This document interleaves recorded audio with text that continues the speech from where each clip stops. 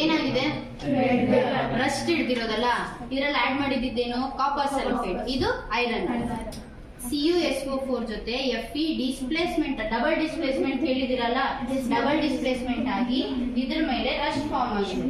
Iron ಅನ್ನೋದು ಇದ್ದಿದ್ದು copper ಇದ್ರ ಮೇಲೆ ಬಂದಿದೆ. ಇಲ್ಲಿ ಕಾಪರ್ ಡೆಪಾಸಿಟ್ ಆಗಿರೋದು ಕಾಣ್ತಿದೆ ಅಲ್ಲ, ಇದು ಕಾಪರ್ ಡೆಪಾಸಿಟ್ ಆಗಿರುವಂತಹ ಐರನ್ ನೇಲ್ ಮೇಲೆ, ಕಾರಣ ಡಬಲ್ ಡಿಸ್ಪ್ಲೇಸ್ಮೆಂಟ್. ಇದಕ್ಕೂ ರಿಯಾಕ್ಷನ್ ಫಾಸ್ಟ್ ಆಗಬೇಕು ಅಂದ್ರೆ ಪವರ್ ಪಾಸ್ ಮಾಡಿದಾಗ ರಿಯಾಕ್ಷನ್ ಫಾಸ್ಟ್ ಆಗುತ್ತೆ. ಒಂದ್ ಪಾಸ್ ಮಾಡಿದ್ರೆ ಒಂದ್ ಕಡೆಯಿಂದ ನೋಡ್ಬೋದು. ಅಯ್ಯೋ ಏನಾಗಲ್ಲ,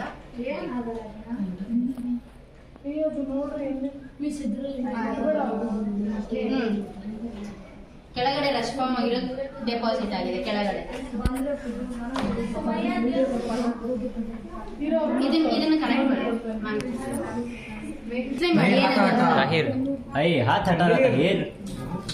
ಏನಾಗಿದೆ ಅಂತ ಎಕ್ಸ್ಪ್ಲೈನ್ ಮಾಡು. ಹೇಳಪ್ಪ. ಎರಡು ಗ್ರಾಫೈಟ್ ರಾಡ್ ತಗೊಂಡಿದ್ಯಾ, ಪವರ್ ಕನೆಕ್ಟ್ ಮಾಡಿದ್ಯಾ. ಈ ಬೀಕರ್ ಅಲ್ಲಿ ಬೇರಿಯಂ ಕ್ಲೋರೈಡ್ ಲಿಕ್ವಿಡ್ ಆಗಿರೋದು, ಬೇರಿಯಂ ಕ್ಲೋರೈಡ್ ಲಿಕ್ವಿಡ್ ನ ಪ್ರಿಪೇರ್ ಮಾಡಿರೋದು. ಅವಾಗ ಪವರ್ ಪಾಸ್ ಮಾಡಿದಾಗ ಏನಾಗ್ತಿದೆ? LED ಗ್ಲೋ ಆಗ್ತಿದೆ. ಬೇರಿಯಂ ಕ್ಲೋರೈಡ್ ಹಾಕಿರೋದ್ರಿಂದ ಏನಾಗ್ತಿದೆ? ಒಂದು ಗ್ರಾಫೈಟ್ ರಾಡ್ ಯೂಸ್ ಮಾಡಿರೋದೇನು? ಮೆಟಲ್. ಪೆನ್ಸಿಲ್ ಲೆಡ್ ತಗೊಂತೀವಲ್ಲ, ಅದು ಮೆಟಲ್ಗೆ ಎಕ್ಸಾಂಪಲ್. ಗುಡ್ ಕಂಡಕ್ಟರ್ ಆಗಿರುತ್ತೆ ಗ್ರಾಫೈಟ್. ನಾವು ಅದಕ್ಕೆ ಕನೆಕ್ಟ್ ಮಾಡಿದಾಗ LED ಚೆನ್ನಾಗಿ ಗ್ಲೋ ಆಗ್ತಿದೆ, ಅಂದ್ರೆ ಕರೆಂಟ್ ಜಾಸ್ತಿ ಪಾಸ್ ಆಗ್ತಿದೆ ಅಂತ.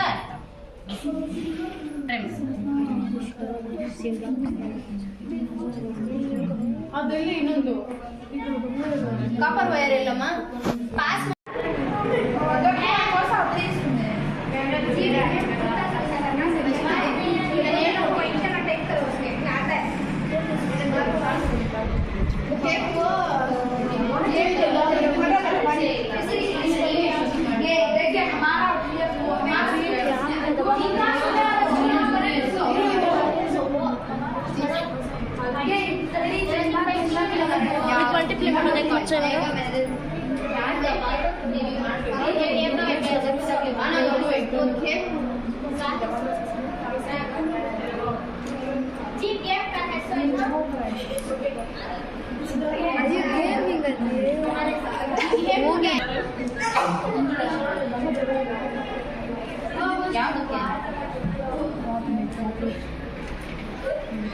ನೋಡಿ ಇಲ್ಲಿ ಬ್ಯಾಲೆನ್ಸಿಂಗ್ ಕೆಮಿಕಲ್ ಇಕ್ವೇಷನ್ ನೀವೇ ಟ್ರೈ ಮಾಡಿ. ಇಂಟ್ರೊಡಕ್ಷನ್ ಈಗ ಏನಿದೆ, ಇಲ್ಲಿ ನೈಟ್ರೋಜನ್ ಪಾರ್ಟಿಕಲ್ಸ್ ನ ಒಂದಕ್ಕೆ ಇನ್ಕ್ರೀಸ್ ಮಾಡಿ, ಇಲ್ಲಿ ಒಂದು ಇನ್ಕ್ರೀಸ್ ಮಾಡಿ, ಇಲ್ಲಿ ಒಂದು ಇನ್ಕ್ರೀಸ್ ಮಾಡಿರ್ತೀನಿ.